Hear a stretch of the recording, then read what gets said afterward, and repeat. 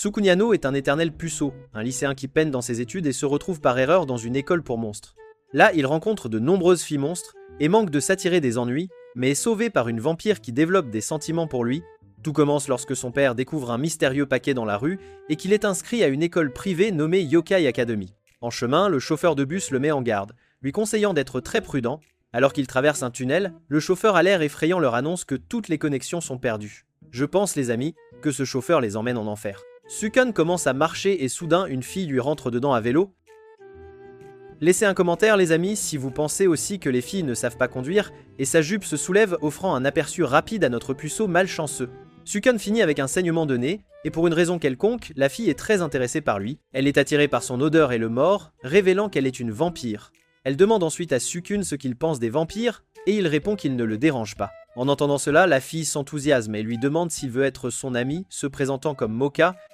En classe principale, la professeure Shizuka Nakinom se présente à Tsukune, le faisant presque paniquer. Elle explique que la Yokai Academy est une école réservée aux monstres car les humains dominent la Terre, donc les monstres doivent se déguiser et vivre parmi eux. Un élève Seizu dit qu'il préférerait manger des humains. Madame Nakinom lui rappelle l'existence de la barrière anti-humain autour de l'école, ce qui signifie que tout humain qui y pénètre sera tué. Sukun craint pour sa vie. Seizu remarque la peur de Sukun, mais Moka arrive alors, et tous les garçons de la classe sont attirés par elle. Quand Moka voit Sukune, elle saute immédiatement et le serre dans ses bras, restant collée à lui, laissant tout le monde sous le choc. Ils vivent un moment romantique un peu gênant près d'un distributeur automatique, mais Moka devient timide et pousse accidentellement Sukune contre un poteau. Plus tard, alors qu'il s'assoit, Seizu les interrompt et tente de flirter avec Moka, mais elle le rejette. Moka montre ensuite à Sukun son rosaire, expliquant que s'il est retiré, elle se transformera en une vampire puissante et terrifiante. Cependant, Sukun croit qu'elle restera la même personne. Moka le serre joyeusement dans ses bras, révélant qu'il est la première personne dont elle ait jamais sucé le sang. Elle est sur le point de l'embrasser à nouveau, mais Sukun, mal à l'aise, s'enfuit. Je pense, les amis, que s'il ne change pas, il restera puceau toute sa vie. Le jeune homme commence à rassembler ses affaires pour partir, mais Moka le rattrape et tente de le convaincre de rester pour sa propre sécurité. Sukun décide de lui avouer qu'il est humain et lui crie dessus avant de s'enfuir. À ce moment-là, Sukun entend Moka crier et se précipite pour trouver Seizu en train de le frapper, tandis que Moka court vers Sukun, s'excusant et expliquant qu'elle voulait juste un ami, qu'il soit humain ou monstre. Sukun cède et admet qu'il l'aime vraiment. Soudain, Seizu assomme à nouveau Sukun, mais Sukun arrache le rosaire de Moka, révélant sa véritable forme de vampire de classe S. Son regard intense suffit à effrayer Sukun, et Moka l'assomme. Elle s'approche ensuite de Tsukun alors qu'il s'effondre dans ses bras, et il se réveille pour réaliser qu'il est coincé là pour au moins 1 mois. Heureusement, les élèves ont leur propre chambre dans les dortoirs, et Tsukun se réveille un matin pour trouver 3 garçons jaloux et bavant devant Moka. Ils ont entendu dire que malgré son apparence faible, Sukuna avait battu Seizu. Quoi qu'il en soit, Moka dit à Sukun qu'il peut lui demander n'importe quoi puisqu'il est humain. Sukun la remercie, mais Moka s'évanouit soudainement. Elle explique qu'elle a eu des vertiges parce qu'elle n'avait pas pris de petit déjeuner, alors elle le mord et se nourrit littéralement de lui comme s'il était un buffet, ce qui le panique et le fait fuir en hurlant vers l'étang. Tsukun vérifie son coup et remarque qu'une fille s'est effondrée à proximité. Elle lui demande de l'aider à se relever et écrase involontairement sa poitrine généreuse contre lui. Tsukun, en puceau qu'il est, se sent gêné mais accepte de l'aider à se rendre à l'infirmerie. Il s'avère qu'elle est dans la même classe que lui, et elle tombe à nouveau en avant de douleur. Elle se plaint que ses seins sont à l'étroit, et elle commence à se frotter, ce qui met Sukune mal à l'aise. Elle se présente comme Kurumu et captive immédiatement Tsukun. Juste à ce moment-là, Moka arrive et trouve Kurumu s'éloignant avec Tsukun. Elle essaie d'arrêter Tsukun, mais il la repousse grossièrement. En classe, Tsukun se libère enfin du sort de Kurumu, et est confus alors que Moka et Kurumu se lancent des regards noirs. Après les cours, Kurumu se présente à Moka, révélant qu'elle est un monstre succube et qu'elle compte charmer tous les garçons pour en faire son harem personnel. Sukun les trouve et essaie de s'excuser auprès de Moka, mais Kurumu l'hypnotise. Plus tard, à l'infirmerie, Kurumu décide de placer Sukune sous son charme de façon permanente et le serre dans ses bras, se préparant à l'embrasser. Pendant ce temps, Moka se sent triste, mais sa voix intérieure provenant du rosaire l'avertit que Sukune est tombée victime du charme de la succube et que sa vie pourrait être en danger. De retour à l'infirmerie, Kurumu plaque Sukune au sol sur le point de lui donner un baiser fatal, mais il se libère et serre Kurumu dans ses bras à la place. Elle devient frénétique, demandant à Sukun s'il préfère Moka à elle. Une fois qu'elle réalise qu'elle est vaincue, Kurumu décide de tuer Tsukune et se transforme en sa véritable forme, mais Tsukun panique complètement et se fige. Heureusement, Moka arrive et pousse Kurumu par la fenêtre. Elle explique à Tsukun que Kurumu est une succube qui peut hypnotiser les hommes juste en les regardant, ce qui aide Tsukun à comprendre pourquoi il agissait si grossièrement auparavant. Kurumu traîne ensuite Tsukune et Moka dehors où elle allonge ses ongles acérés et coupe facilement les arbres. Moka supplie désespérément Kurumu d'épargner la vie de Tsukune. Heureusement, Tsukune parvient à retirer le rosaire de Moka, la faisant se transformer à nouveau. Comme Seizu, Kurumu est terrifiée et explique désespérément qu'il ne reste que très peu de succubes, et qu'elle doit trouver son compagnon pour perpétuer son espèce. Moka la trouve égoïste et la projette à travers les arbres. Kurumu accepte finalement d'arrêter, mais Moka ne veut prendre aucun risque et décide de couper les ailes de Kurumu. Cependant, Tsukune s'interpose devant Moka et l'arrête. La Moka intérieure explique alors qu'elle ne l'a sauvé que pour son sang avant de se sceller. Un jour, Tsukune rencontre Moka à l'extérieur de la piscine et s'excuse de ne pas avoir tenu compte de ses sentiments. Il décide même de quitter le club de natation et, suivant la recommandation de Madame Nekonom, rejoint le club de journalisme avec Moka, Yukari et Kurumu.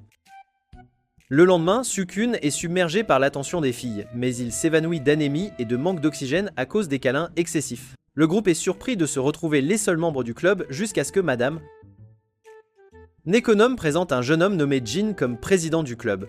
Jin explique que le club de journalisme implique de prendre des risques pour obtenir une histoire. Kurumu se souvient des personnes qui hantent la Yokai Academy et il commence à afficher des prospectus demandant des informations. Yukari propose son aide, mais Jin la rejette grossièrement à cause de sa petite taille. Bientôt, Tsukune surprend le coupable en train de regarder sous les jupes des filles, mais Jin accuse Tsukune à la place. Tsukune reçoit une gifle et Moka part en colère.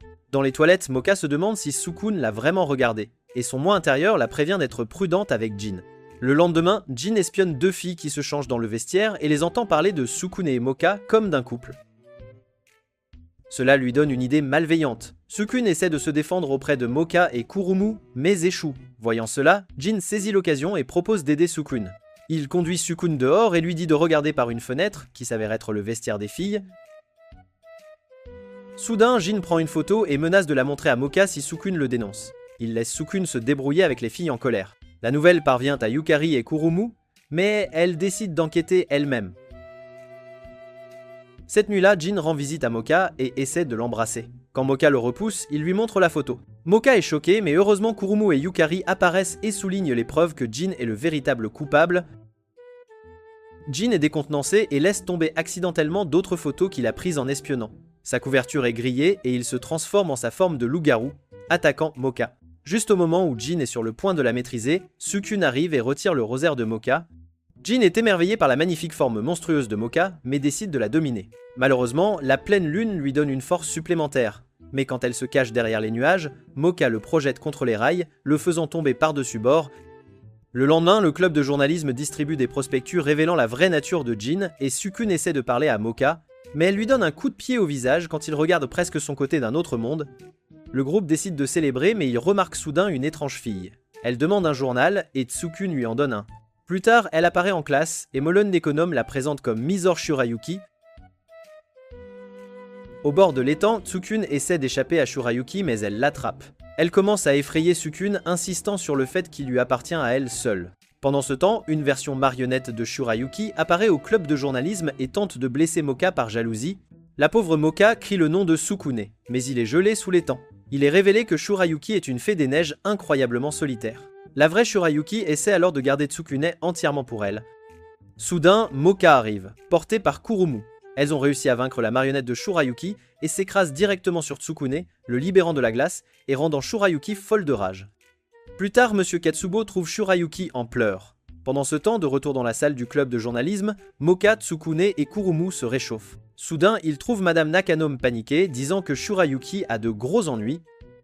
Il s'avère que Monsieur Katsubo a été hospitalisé à cause de Shurayuki, et le Ririko leur dit qu'elle sera expulsée une fois retrouvée. Tsukune se sent responsable, alors le groupe part à sa recherche. En chemin, ils croisent Jin, qui leur dit étrangement qu'il a des photos d'une nouvelle histoire géniale. Pendant ce temps, Shurayuki regarde l'océan quand Tsukune arrive. Il lui dit que si elle vient avec lui et s'excuse tout de suite, elle ne sera pas expulsée. Shurayuki devient hystérique, disant à Tsukune qu'elle pensait qu'il serait celui qui la comprendrait, mais maintenant elle a l'impression que personne ne la comprendra jamais. Juste à ce moment-là, Moka, Kurumu et Yukari arrivent, montrant à Tsukune les photos de Jin. Il s'avère que Monsieur Katsubo était celui qui avait attaqué Shurayuki. Tsukun se sent maintenant terrible alors que Shurayuki empire lentement, riant et pleurant tandis que des marionnettes de glace émergent. Soudain, Shurayuki manque de tomber de la falaise, mais Tsukun la retient, disant qu'il veut être son ami. Cependant, il arrache accidentellement le rosaire de Moka, et le moi intérieur de Moka émerge, éliminant le reste des marionnettes de glace. Moka tire ensuite Tsukune et Shurayuki vers le haut et dit à Shurayuki d'essayer de vivre juste au moment où elle s'évanouit. Plus tard, Shurayuki apparaît au club avec une nouvelle coupe de cheveux, comme un signe de renaissance, et Tsukune remercie Jin d'avoir pris la photo. Cependant, Jin finit par exposer son travail une fois de plus et les filles le tabassent complètement. Alors que Moka s'apprête à prendre une petite bouchée, un jour, Moleriko se promène, lançant au garçon ses regards de tueuse pendant le cours de maths. Elle réprimande Tsukune et lui rappelle que les examens finaux approchent. Alors, il demande à Moka de lui donner des cours. Elle demande à Tsukune de venir dans sa chambre de dortoir, mais il panique, sachant que son esprit ne le laissera pas se concentrer avec Moka seul. Juste à ce moment-là, Kurumu fait irruption, offrant son aide également, suivi de Yukari. Même Shurayuki apparaît, demandant de l'aide pour étudier. Alors, Moka annonce une étude de groupe.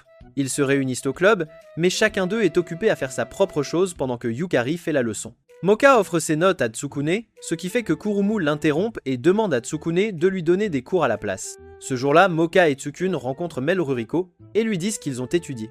Étrangement, elle les encourage en quelque sorte à ne pas étudier, expliquant que seuls les professeurs sont capables d'enseigner une matière, pas les élèves.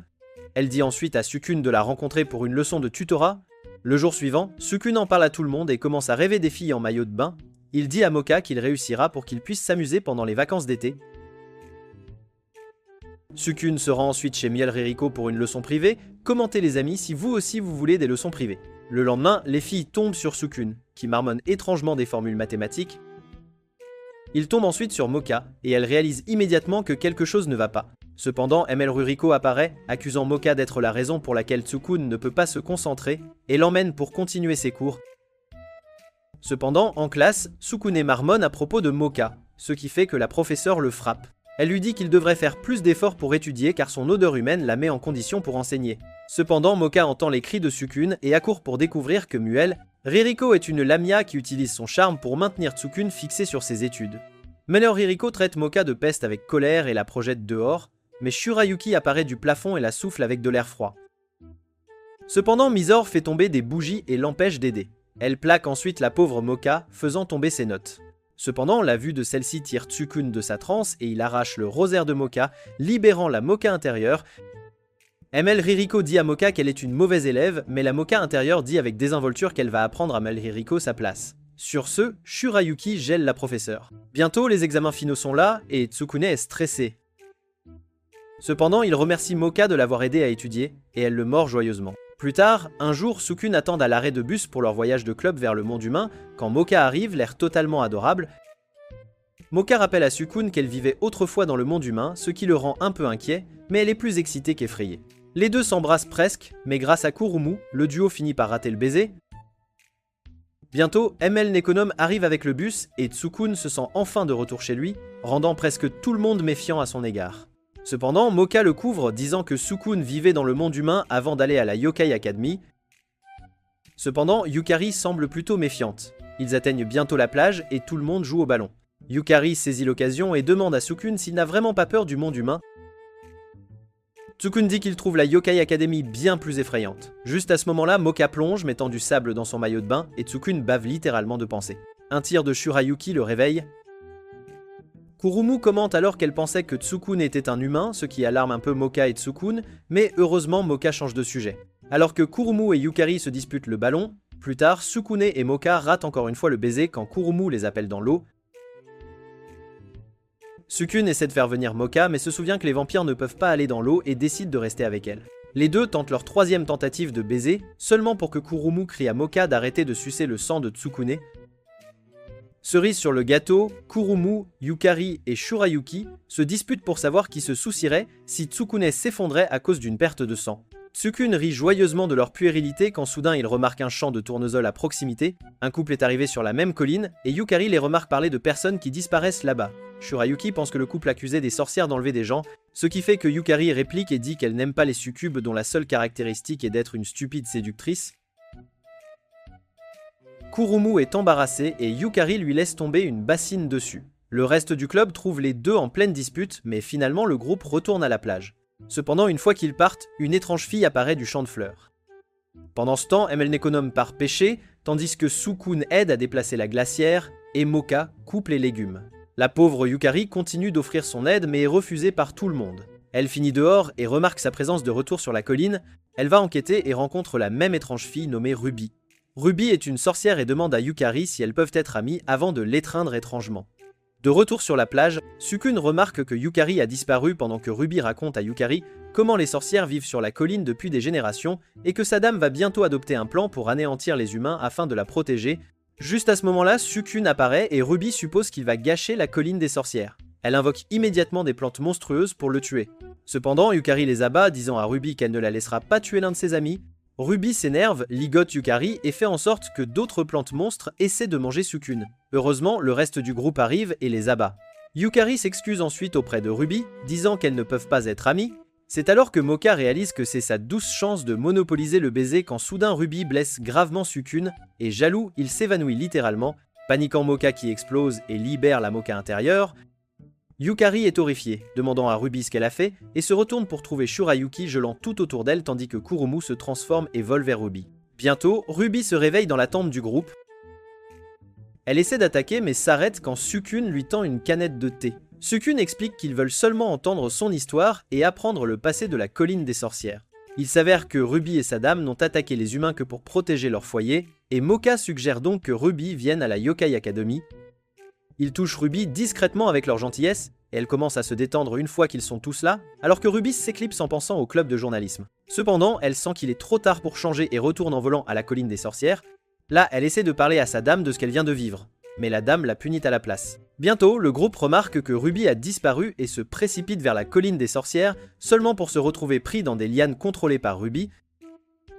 Elle est devenue une maniaque et leur dit de quitter la colline des sorcières. Sukun essaie désespérément de raisonner, mais Ruby ordonne simplement aux plantes de manger le groupe. Heureusement, Kurumu et Yukari parviennent à se libérer et à repousser la plante tueuse. Shurayuki se libère aussi et sauve Sukun en gelant la plante monstrueuse. C'est alors qu'il réalise que Moka n'a pas pu se libérer des lianes et court après elle. Malheureusement, Ruby l'enterre sous Moka et une mer de plantes monstres, mais Sukun parvient à arracher le rosaire, et l'énergie de la transformation de Moka transforme les plantes en débris. La Moka intérieure remercie Sukun de l'avoir sauvée et bondit sur Ruby, qui ramène les plantes monstres à la vie et les fusionne en de plus grandes. Soudain, Sukun réalise que sa dame doit être dans la maison de l'autre côté de la colline. Heureusement, Moka parvient à le libérer. Yukari, Kurumu et Shurayuki s'associent pour lui ouvrir un chemin. Et finalement, il atteint la maison. Là, il suit les racines jusqu'à la chambre de sa dame, mais la vieille sorcière reste silencieuse, sentant que quelque chose ne va pas. Sukun s'approche prudemment et aperçoit un reflet terrifiant dans le miroir. Pendant ce temps, dehors, Yukari remarque que Ruby a Moka attaché la tête en bas. Juste à ce moment-là, Sukun arrive, révélant que sa dame est décédée depuis longtemps. Il s'avère que Ruby était dans le déni et pleurait la perte du corps de son mentor. Dans un flashback, Ruby est témoin du décès de sa dame après qu'elle ait abandonné son plan.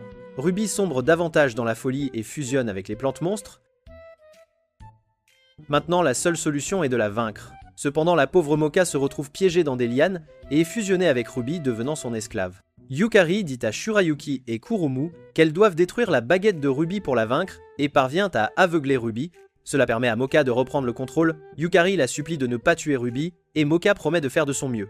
Finalement, elle frappe la baguette de Ruby d'un coup de pied plongeant, la brisant et provoquant une explosion qui engloutit Ruby, qui se remémore son enfance heureuse. Le lendemain, tout le groupe est dévasté, mais Jin apparaît alors, Ruby dormant comme un bébé dans ses bras. Il l'a trouvée flottant dans l'océan et heureusement, Ruby semble aller très bien. Bientôt, le club de presse imprime ses nouvelles éditions, incluant leur aventure à la colline des sorcières et les blagues de Kurumu. Elle semble vraiment passionnée par le journal, et le groupe distribue ensuite les journaux, seulement pour découvrir 3 filles distribuant les leurs, nommées le Yokai Square. Kurumu est totalement furieuse et leur crie dessus. Cependant, une étudiante nommée Keita s'approche et se présente comme la présidente du super club de presse. Son journal est bien plus populaire, et les élèves ignorent tous les autres, disant qu'ils n'ont pas de photos de maillots de bain sexy comme le super club de presse. Le groupe apprend même que l'école prévoit de supprimer les clubs les moins populaires. En entendant cela, Kurumu devient très sérieuse quant à l'obtention d'un maximum de lecteurs. Pendant ce temps, Jin est dehors à épier des femmes quand il voit le super club de presse entrer dans le bureau du comité de sécurité. Le lendemain, Kurumu habille Yukari en tenue de soubrette pour vendre leur journal. Elle distribue même des biscuits à ceux qui s'abonnent à la Gazette Yokai, seulement pour finir par perdre quand le super club de presse attire sans vergogne les lecteurs avec des images sexy. Plus tard, Sukyun et Mocha arrivent avec Jin. Il leur dit de ne pas chercher des ennuis avec le super club de presse, révélant qu'ils ont le soutien du comité de sécurité et que ce comité est super violent. Jin est si effrayé qu'il ordonne à tout le monde de brûler les journaux. Ils n'ont d'autre choix que d'obéir, mais Kurumu n'est pas d'humeur à abandonner. C'est alors que le trio du super club de presse apparaît, les menaçant. Sukyun et Kurumu sont choqués de voir Kato derrière toute cette épreuve. Elles jettent littéralement leurs journaux dans l'incinérateur, et quand Sukyun essaie désespérément d'aider Kurumu, Kato le suspend avec sa soie. Elle arrache son uniforme, révélant être membre du comité de sécurité et se transforme en femme araignée. La pauvre Kurumu est piégée dans la toile de Kato et est sur le point de se faire injecter du venin quand Shurayuki apparaît et attaque Kato. Elle rate la contre-attaque de Kato juste au moment où Mocha et Yukari interviennent aussi. Mocha saute immédiatement pour atteindre Tsukun et il retire rapidement le rosario. Avec cela, Mocha intérieur est libérée et elle libère Tsukun mais laisse Kurumu. Agacée, Kurumu se libère, faisant perdre totalement la tête à Kato qui attrape le bras de Mocha. Cependant, la femme folle est bien plus faible que Mocha intérieur et se fait botter. Kurumu la gratifie ensuite d'un autre coup de pied et la projette dans sa propre toile. Finalement, Sukyun décide de dénoncer le comité pour être des brutes corrompus, et heureusement, tout le monde est d'accord avec lui. Cependant, Kuyo, le chef du comité, apprend la défaite de Kato et réalise que l'identité monstrueuse de chacun est listée, sauf celle de Sukyun. Il brûle ensuite les dossiers avec un sourire maléfique. Pendant ce temps, le groupe de Tsukun commence à recueillir des preuves photographiques des méthodes corrompues du comité, mais ils ont aussi besoin de témoins oculaires. Grâce à Shurayuki, elle a réussi à suivre le fan club.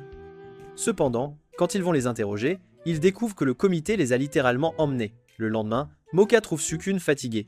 Il remarque que Mocha est enivrée par son odeur et se penche même pour qu'elle le morde, mais Kurumu apparaît, repoussant la dame vampire, disant qu'il doit conserver sa force. Plus tard, Jin remarque le comité de sécurité se dirigeant vers la salle de classe de le Nekonome, où Kuyo lâche littéralement que Sukyun est soupçonné d'être un humain. Tout le monde est totalement choqué et une fois que le comité essaie de les emmener, Yukari tente désespérément de les libérer. Cependant, Jin l'arrête, disant qu'elle ne peut rien faire seule. Au quartier général du comité, Sukyun a montré des enregistrements de Seizu Monsieur, Katsubo, Maluri Riko et plusieurs autres étudiants confirmant qu'il est humain. Il s'avère que même Kurumu et Shurayuki ont été interrogées, mais elles ont fermement défendu Sukyun. Le comité souligne également que les vampires aiment le sang humain et que Mocha semble en consommer.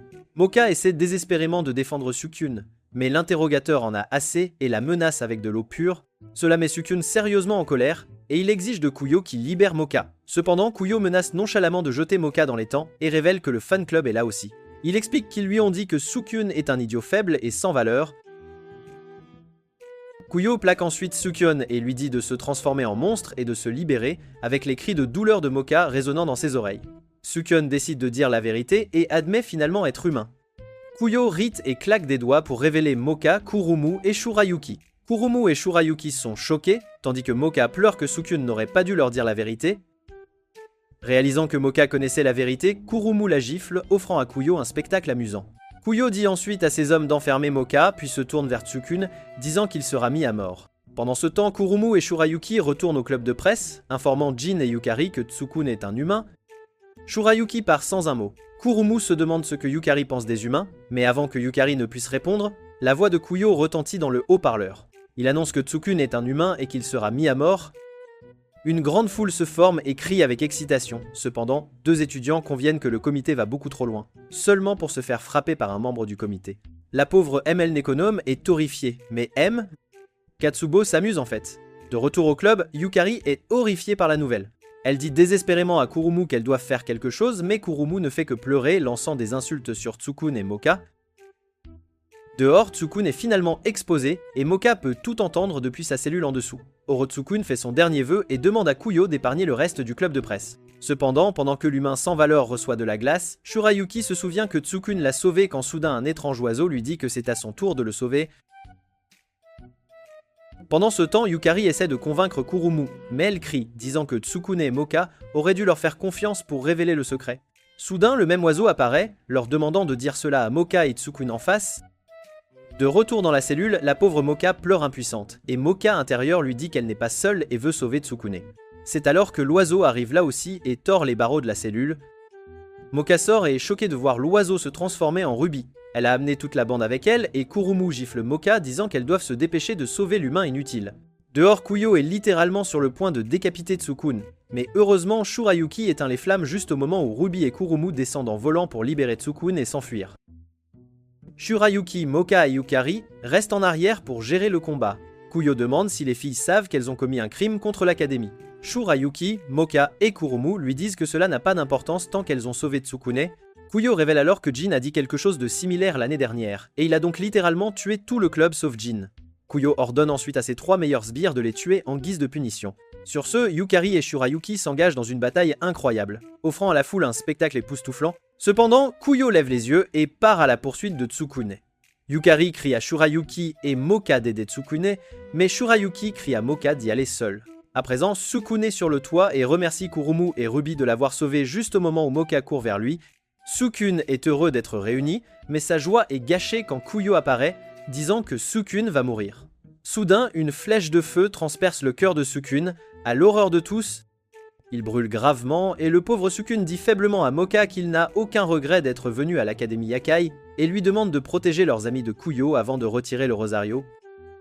Pensant que Tsukune est mort, Moka hurle comme une maniaque et Moka intérieur prend le dessus. Kuyo est impressionné juste au moment où Shurayuki et Yukari arrivent et sont horrifiés en voyant Tsukune, mais Tsukune s'accroche encore à la vie et Moka décide donc de lui donner un peu de son sang de vampire. Ruby est d'accord, disant que les vampires ont d'incroyables pouvoirs de guérison.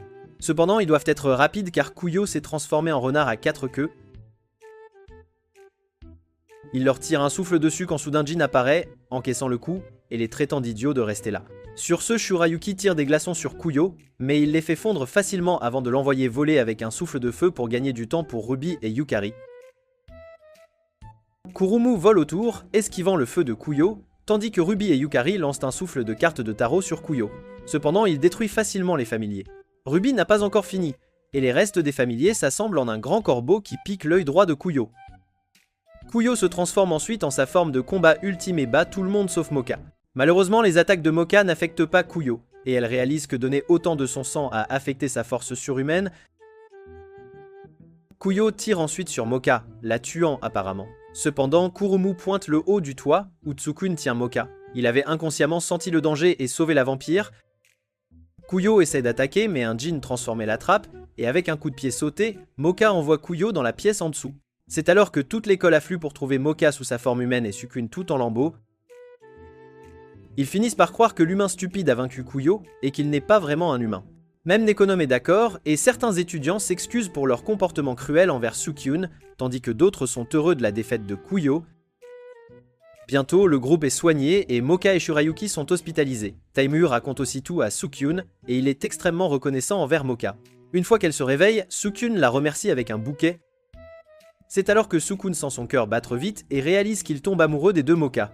Moka rougit et Sukune se penche pour un baiser, mais Shurayuki fait irruption avec les filles et toute la bande exige d'être embrassée. Un matin, Sukune se rend à l'école à vélo quand il rencontre Moka.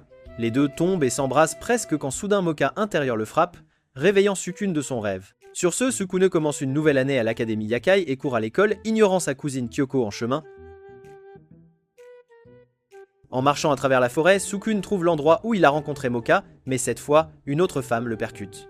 Contrairement à Moka, cette dame n'est pas douce et a envoyé valser Sukune. Arrivant à l'école, Sukune trouve son groupe de petites amies adorées par les premières années. Yukari lui saute dessus, seulement pour que Kurumu la fasse tomber. Heureusement, Shurayuki arrête Kurumu avant qu'une querelle n'éclate. Moka apparaît, et bien sûr, elle et Sukune recommencent à se regarder avec gêne jusqu'à ce qu'elle le morde. Bientôt, l'école commence, et en vérifiant leur casier à chaussures, Moka se retrouve ensevelie sous un tas de lettres d'amour. Cependant, l'une d'elles dit à Moka qu'elle sera tuée demain, la faisant paniquer. Tout le monde attribue inconfortablement la lettre à une farce, et Kurumu et Yukari vont recruter de nouveaux membres pour le club. Pendant ce temps, leur président de club effrayant, Jin, est occupé à épier les étudiantes de première année.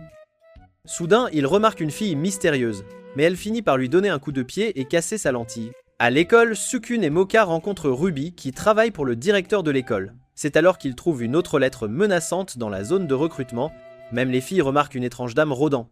Plus tard, quand Sukune et Moka retournent au dortoir, ils remarquent une autre lettre attachée au dos de Sukune. Une fois qu'il la lit, Moka panique tellement qu'elle s'enfuit. La nuit, Shurayuki remarque la même étrange fille cherchant la chambre de quelqu'un. Elle l'interroge immédiatement, cependant la fille essaie de la déjouer et échappe aux attaques de Shurayuki. Le lendemain matin, Sukune salue une Moka sans sommeil. D'innombrables lettres ont continué d'arriver toute la nuit, la rendant sérieusement effrayée pour sa vie. Le groupe se rassemble pour protéger Moka, et Shurayuki leur raconte aussi ce qui s'est passé la nuit dernière. C'est alors qu'une agitation éclate, la fille mystérieuse a attaqué 2 garçons qui la regardaient, et ils commencent à la poursuivre sous leur vraie forme. Le groupe de Sukune réalise qu'ils ont tous vu cette étrange femme, et Moka devient totalement paralysée par la peur. Cependant, l'agitation s'aggrave, et Sukune heurte accidentellement Moka, lui retirant son rosario. Moka intérieur est alors libéré et donne un coup de pied aux deux, provoquant un souffle d'air qui révèle le monde souterrain secret de la fille. Une fois que tout se calme, l'étrange fille apparaît, disant qu'elle est le pire cauchemar de Moka. À la surprise générale, elle déclare que le moment est enfin venu d'effacer sa sœur de la surface de la Terre. La sœur de Moka, Kokoa, devient folle et donne un coup de pied plongeant à Moka, seulement pour traverser plusieurs arbres en s'écrasant.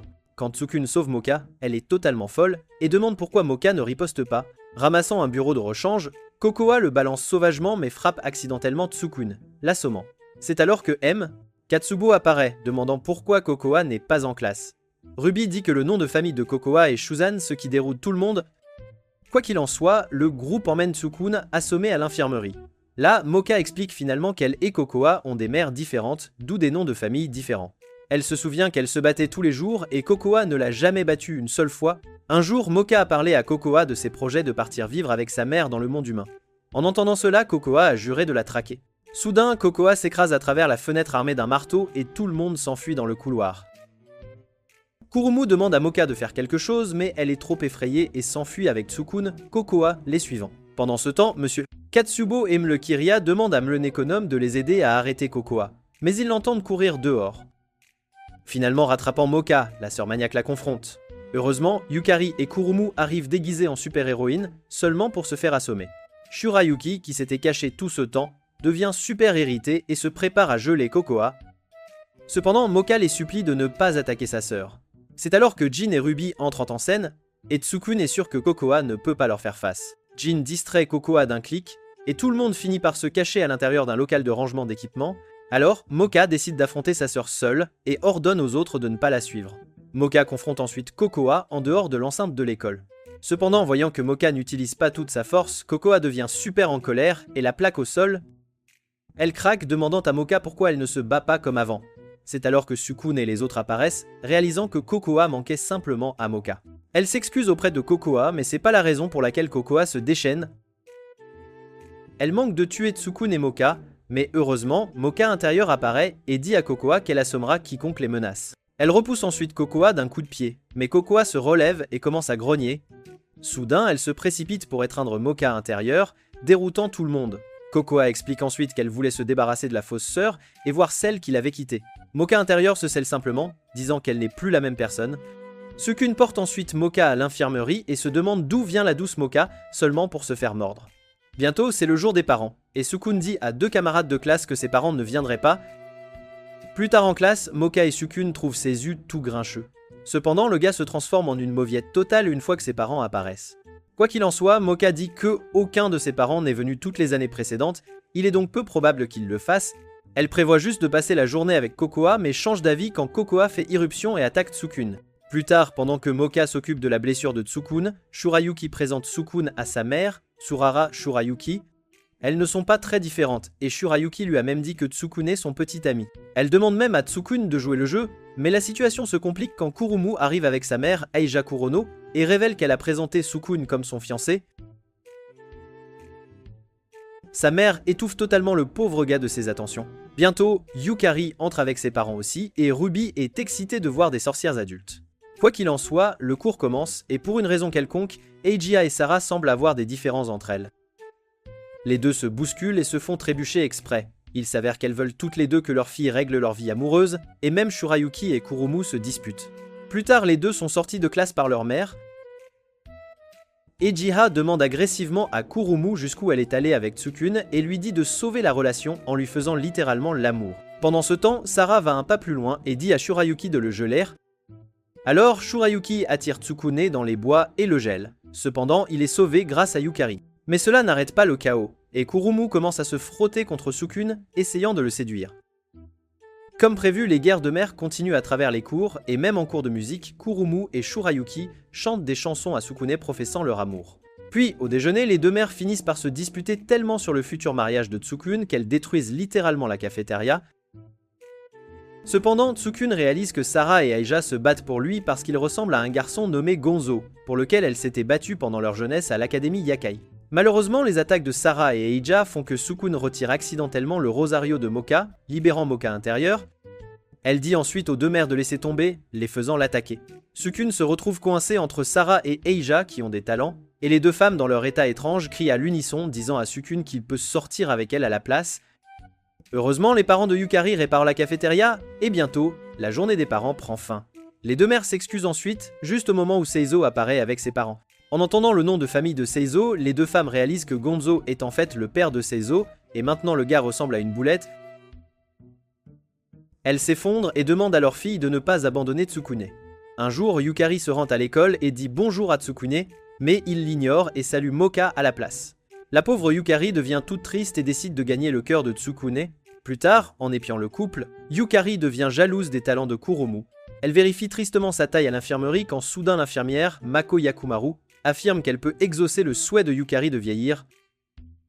Yukari se réveille plus tard se sentant étrange et retourne à son dortoir entendant des garçons la louer en classe. Personne ne la reconnaît jusqu'à ce qu'elle intervienne dans un combat. C'est alors qu'elle regarde son reflet et est choquée de voir le corps d'une adolescente. Dans la chambre de l'infirmière, Mako demande à Yukari comment elle aime être plus âgée et elle la remercie joyeusement. La fille taquine même Moka. Cependant, après avoir obtenu un nouvel uniforme, Yukari laisse sa veste et opte pour un ruban jaune, abandonnant son chapeau et sa cape pour paraître plus attrayante. La petite sorcière s'est transformée en adolescente. Plus tard, elle tombe sur Tsukune et s'excuse avec une pose mignonne, imitant Kurumu. Yukari essaie d'impressionner le gars inutile, mais il s'enfuit juste embarrassé. Quoi qu'il en soit, Yukari continue de naviguer avec sa nouvelle apparence. Le lendemain, Melon Econome annonce une séance de mensuration corporelle. Le jour suivant, Yukari se rend au gymnase pour les mesures tandis que des garçons regardent depuis le toit de l'école, admirant la beauté de Yukari et Moka, ce qui rend Kurumu jalouse. Ruby, elle aussi à la salle de sport, est vraiment surprise par le changement de Yukari.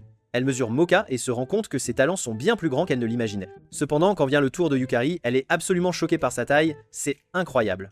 Pendant la mesure de taille, Yukari ressent une jalousie envers Kurumu et suit Mako aux toilettes, faisant semblant d'avoir besoin d'y aller. Arrivant à l'infirmerie, Yukari demande de l'aide à Mako une fois de plus, mais Mako avoue qu'elle a délibérément fait sentir mal Yukari pour puiser de l'énergie dans ses sentiments négatifs. Se sentant contrariée et prête à argumenter, Yukari est surprise quand Mako lui dit que si elle la bat, Yukari redeviendra jeune. Mako lui prend alors sa baguette et l'endort pour utiliser ses mauvaises émotions, ses sentiments négatifs. Pendant qu'elle dort, Yukari réalise qu'elle n'est pas aussi mature à l'intérieur qu'elle en a l'air à l'extérieur. Quand elle se réveille, ses amis sont là, et Mako a disparu. Elle retourne se faire mesurer, mais Yukari redevient une enfant exactement comme Mako l'avait prédit. Tout le monde est surpris, mais Yukari est d'accord avec ça car elle a un peu grandi physiquement grâce aux mesures effectuées. Tout le monde s'en va, et Omu pense que Yukari a fait une sorte de magie, mais Yukari dit qu'elle est bien comme elle est et qu'elle sait qu'elle a encore beaucoup à grandir émotionnellement. Elle voit ensuite Tuscan et lui vole un baiser. Puis un jour, dans sa chambre de dortoir, Shirayuki a du mal à cuisiner du curry, trouvant cela vraiment difficile. Quand le curry déborde et lui brûle la main, elle hurle, réveillant les autres étudiants. Les cheveux de Shirayuki se transforment en glace et elle s'effondre. Cependant, elle regarde une photo de Touken sur son calendrier et trouve le courage de continuer à essayer. Le lendemain, Sukune travaille en atelier pendant que les filles cuisinent.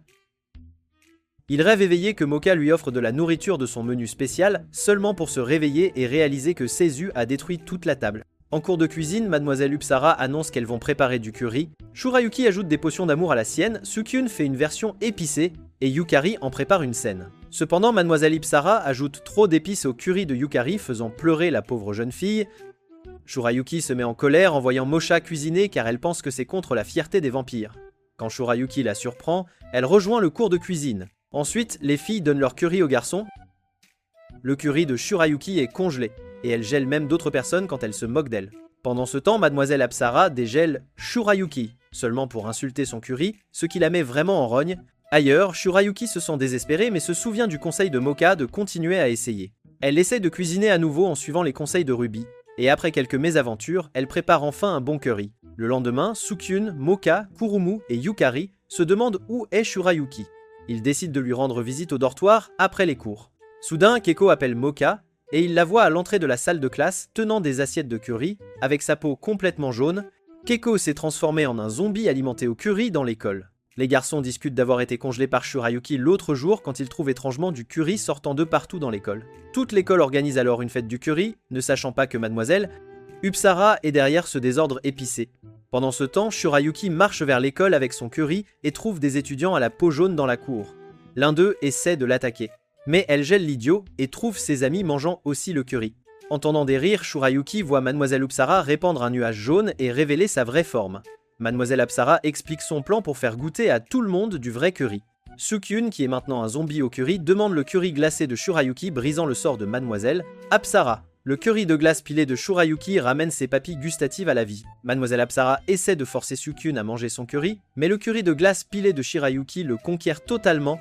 Mademoiselle Apsara attaque avec colère avec des assiettes de curry, mais Shirayuki les gèle aussi. Elle lui envoie ensuite une assiette géante que Shirayuki ne peut pas entièrement geler. Cependant, juste à ce moment-là, Moka sauve Sukyun et fait tomber l'assiette de Mademoiselle Upsara avant de la faire s'envoler. Finalement, Sukyun partage le curry de Shurayuki et libère tout le monde du sort. Une fois le chaos terminé, Kurumu soupçonne que Shurayuki a utilisé sa magie, mais elle le nie, disant qu'elle a cuisiné son curry pour Tsukun avec amour.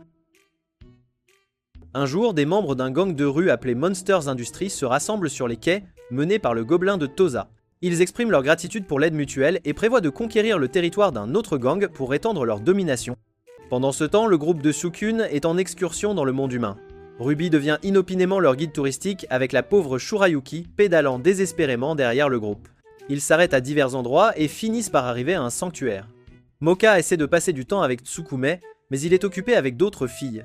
Cependant, ils aperçoivent le moine de la mer mangeant du poisson d'un étang, ce qui est étrange. Dehors, Shurayuki arrive enfin à vélo mais se fait percuter par un bus. Pendant ce temps, le groupe achète des souvenirs et Moka envisage d'acheter un porte-bonheur pour l'amour et le mariage. Elle se fait insulter par des gaz agressifs, mais son charme les désarme. Cependant, des chefs de Monster Industries remarquent l'uniforme de l'académie Yakai de Moka. Alors que le soir tombe, la classe arrive à son hôtel. Kurumu et Shurayuki essaient de passer du temps seuls avec Tsukume, mais Yukari intervient. Mocha continue de se sentir mal. Plus tard, Mocha et Kakoa finissent par se courir après à travers l'hôtel, provoquant une véritable agitation. Une fois que tout le monde s'endort, Moka se faufile dehors, suivi de Kurumu, Shurayuki et Yukari. Moka exprime son désir de passer du temps avec Tsukun pendant le voyage, se sentant incertaine si c'est égoïste. Tsukun la rassure, avouant qu'il veut aussi être avec elle. Avant qu'ils ne puissent avoir un moment romantique, le moine de la mer les interrompt et enlève Tsukun. Malgré la tentative de Moka pour le sauver, Zashiki Rashi intervient. Heureusement, Kurumu et les autres arrivent juste à temps. Le spectre les avertit de retrouver Sukun s'ils le veulent de retour et lance une attaque de feu, que Shurayuki bloque. À l'aube, Sukun s'inquiète d'attraper un rhume quand soudain les filles arrivent pour le sauver, vêtues de tenues de héros improvisés. Elle réalise que Monster Industries a kidnappé Sukyun pour éliminer les yokai et voir son pouvoir, alors les filles se préparent à affronter les chefs. Kurumu fait face au moine de la mer tandis que Yukari s'occupe du gamin fantôme et se retrouve enterré sous des oreillers, mais parvient à riposter. D'autre part, Shuryuki affronte le spectre, égalant son feu avec de la glace et le gelant complètement. Cependant, Moka lutte contre le gobelin jusqu'à ce qu'elle utilise une arme cachée pour le vaincre. Elle entre avec son propre drame, mais tout le monde l'ignore. Kakoa tente d'attaquer avec colère, mais Moka la repousse facilement et fait fuir Monster Industries avant de se sceller à nouveau pour le reste de la visite.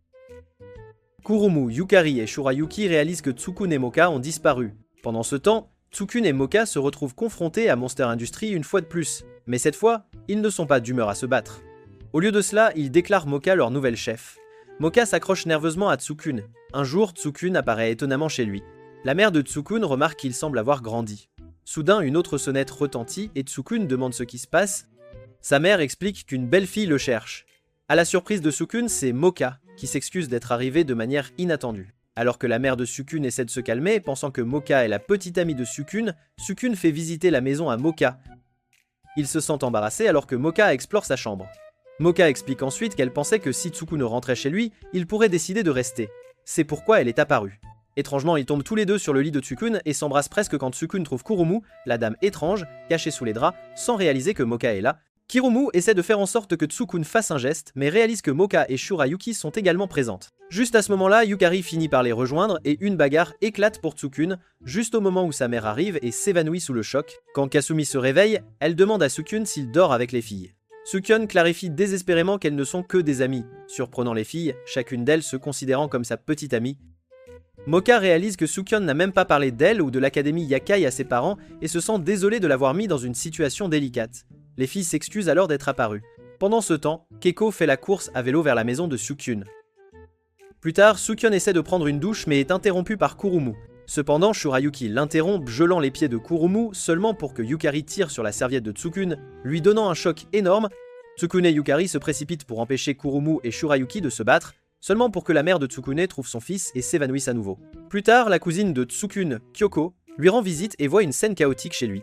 Elle réprimande Sukyun et ses amis pour avoir contrarié sa mère, ce qui mène à une dispute sur qui est la vraie petite amie de Sukyun.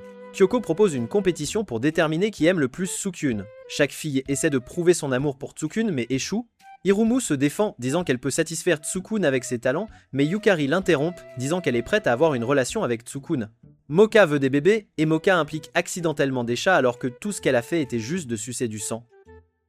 La mère de Sukyun s'évanouit une fois de plus. Quoi qu'il en soit, les filles décident de se battre et sortent. De retour à la maison, Moka s'occupe de la mère de Sukyun une fois qu'elle se réveille.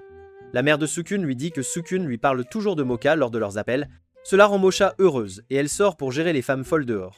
Elle impressionne Sukyun en montrant ses compétences avant d'invoquer son moi intérieur et de calmer ses amis. Moka intérieur dit alors à Sukyun qu'un jour il devra prendre une décision et choisir une partenaire parmi elles. Le lendemain, Ruby annule leur laissez-passer de voyage scolaire, et les filles se disputent pour savoir qui est à blâmer. Pendant ce temps, de retour à la maison, la mère de Sukyun renvoie Kyoko, voyant le pouvoir de la fille comme un rêve. Et la pauvre Kakoa arrive pour trouver Sukyun et compagnie partis. Un jour, Ruby est vue se présentant au public. Elle est ensuite saluée par Sukyun et se demande s'ils deviendraient un jour plus que des amis. Juste à ce moment-là, Moka arrive, saluant Sukyun. Cela agace un peu Ruby. Cependant, Kurumu arrive aussi, suivi de Yukari puis de Shurayuki. La pauvre Ruby craque finalement, obligeant les filles à la saluer. Elle traite ensuite les filles de véritables cinglés pour porter des jupes courtes, faisant protester Moka et Yukari jusqu'à ce que le duo idiot, Kurumu et Shurayuki, donne raison à Ruby en se montrant et en demandant l'avis de Tsukune.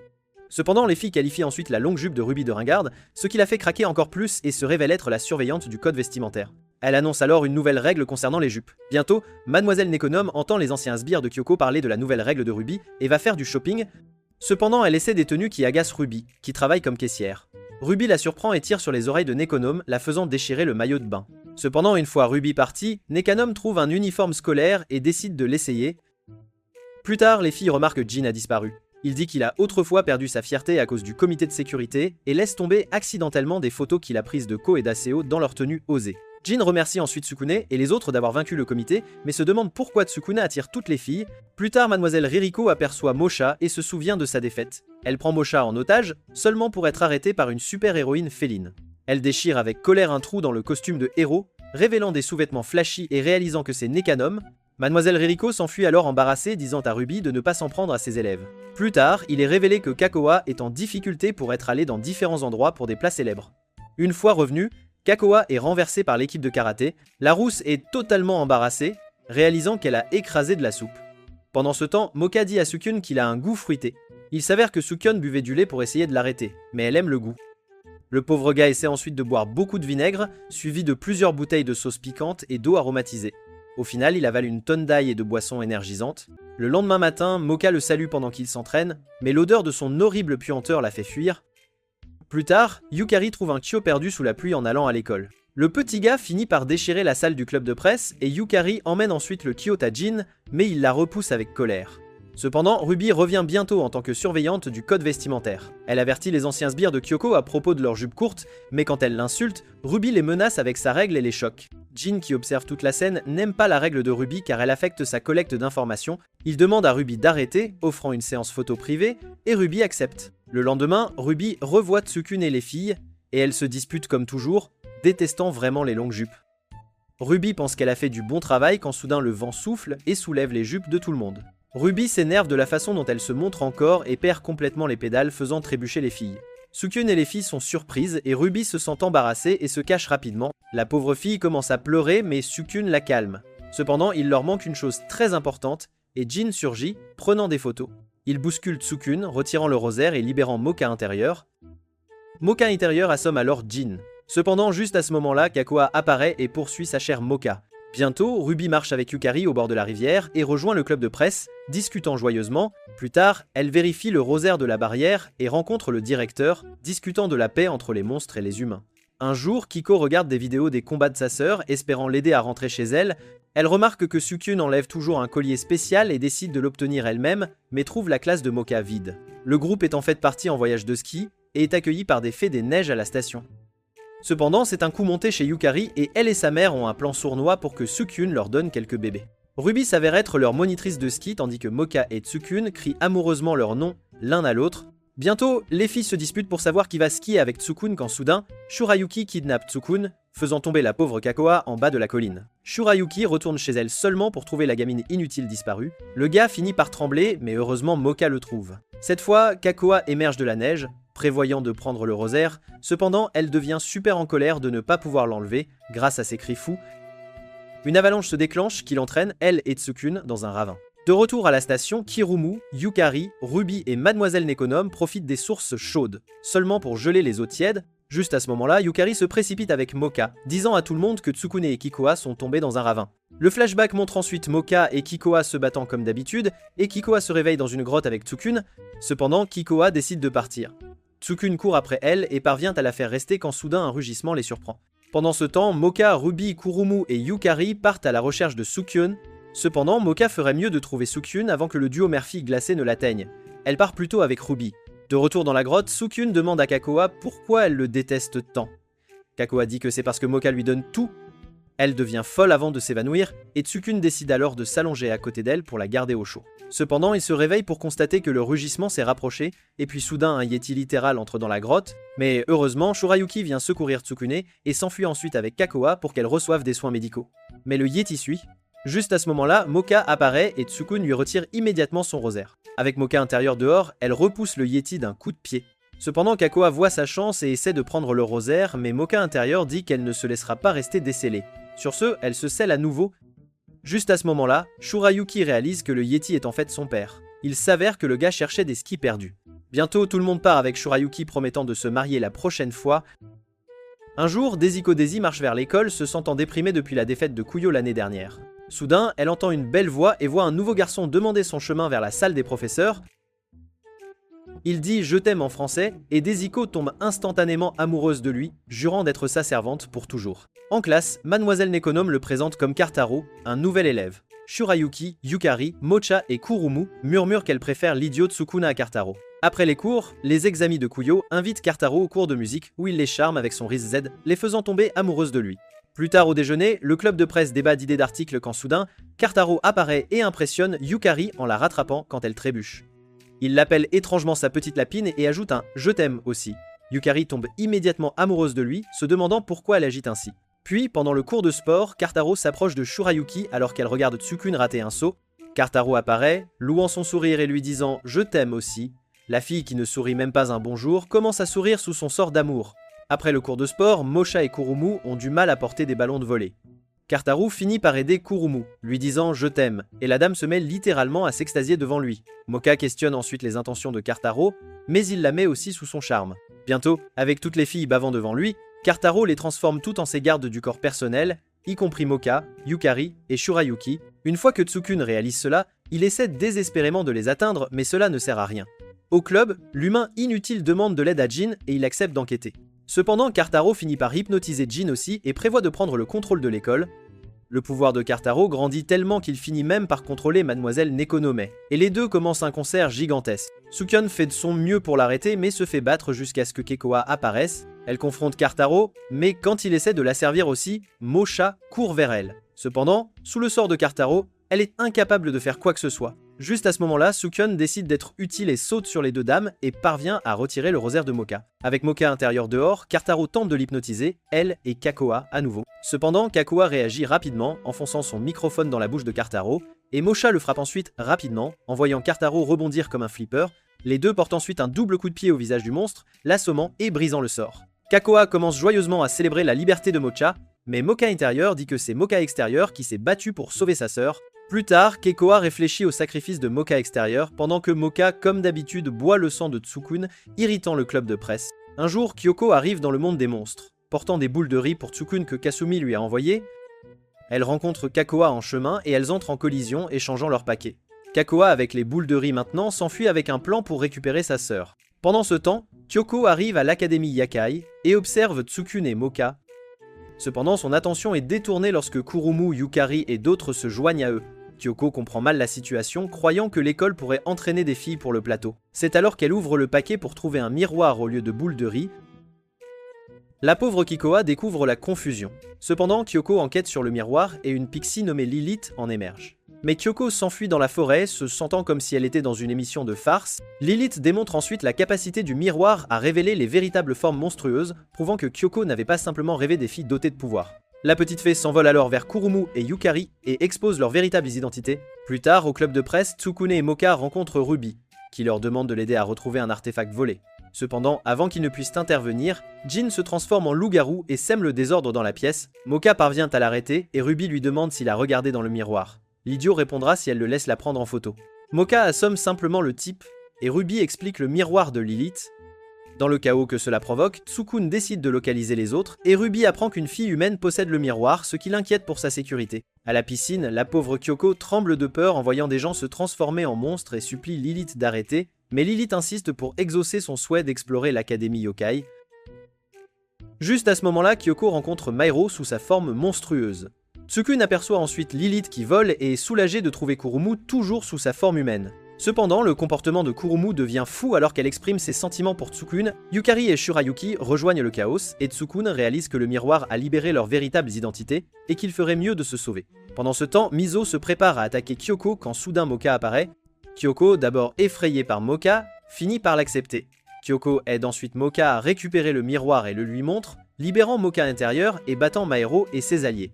La situation étant sous contrôle, Moka intérieur et Moka extérieur affrontent Lilith, qui révèle sa véritable identité et sépare même les deux Moka. Cependant, à cause de cela, leur pouvoir se divise également. Juste à ce moment-là, Tsukune apparaît avec les filles libérées du sort de Lilith. Le groupe se bande alors les yeux et vainc Lilith pour de bon. L'implication de la pauvre Kokoa dans le chaos est révélée, et Ruby l'emmène pour la punir. Cependant, grâce au chaos de Lilith, la barrière de l'école est en train de se briser.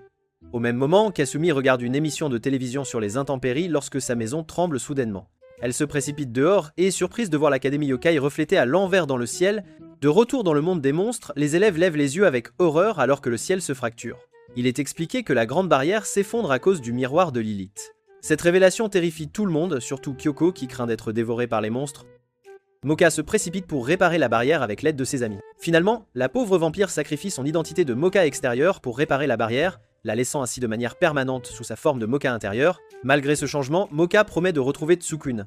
Un mois plus tard, Kyoko retourne en toute sécurité dans le monde humain, mais certaines choses à l'école restent différentes. En classe, Moka intérieur montre peu d'intérêt et est toujours plongé dans un magazine sur le combat.